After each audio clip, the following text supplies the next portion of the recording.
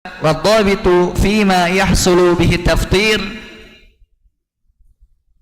huwa ma kana mansusan alaihi aw fi ma'nal mansus. Ini kaidah yang penting, hendaknya kita catat kemudian hafalkan. Kata beliau, ada kaidah yang mana dengan kaidah tersebut kita bisa mengatakan puasa ini batal, puasa ini tidak batal, yaitu apa-apa yang disebutkan di dalam dalil secara tegas itu adalah batal. Ini kaidahnya. Jadi jika dalil mengatakan secara tegas itu pembatal puasa, maka puasanya otomatis batal. Seperti tiga hal tadi, jelas makan, minum, kemudian berhubungan suami istri, jelas batal secara teks, secara nas disebutkan di dalam Al-Quran. Atau au fi ma'nal mansus, atau yang semakna dengan apa yang disebutkan. Contohnya tadi disebutkan makan.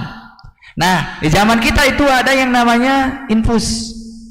Infus itu tidak disebutkan di dalam Al-Quran secara tekstual, secara nas tidak disebutkan. Akan tetapi yang namanya infus, kemudian infus tersebut berfungsi sebagai gizi, berfungsi sebagai pengganti makanan, maka meskipun infus tidak disebutkan pembatal Al-Quran di dalam Al-Quran, tapi dia semakna dengan apa yang disebutkan di dalam Al-Quran, itu makan yang dapat membatalkan puasa. Taib.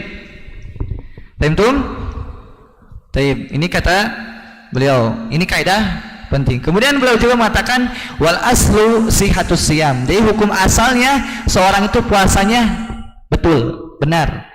Jadi tidak boleh mengatakan ini batal, itu batal, tidak boleh sampai ada dalil yang mengatakan dengan tegas bahwasanya perbuatan itu batal, atau ada yang semakna dengan dalil yang disebutkan. Wala yu'dalu an hadzal asli fayuqalu bi fasadis siyam illa bi amrin wadhihin yaqtadi fasadas siyam atau fasadas saum. Yang artinya ketika diketahui hukum asal puasa seorang itu sehat, benar, sah, maka tidak boleh dikatakan ini puasanya tidak sah sampai ada dalil yang mengatakan ini tidak sah. Ya, hukum asalnya semua orang yang berpuasa sah. Tidak boleh mengatakan ini batal sampai ada dalil yang mengatakan itu tegas adalah amalan yang membatalkan puasa, atau ada yang semakna dengan dalil tersebut. Ini kaidah yang penting yang hendaknya kita pahami, karena ketika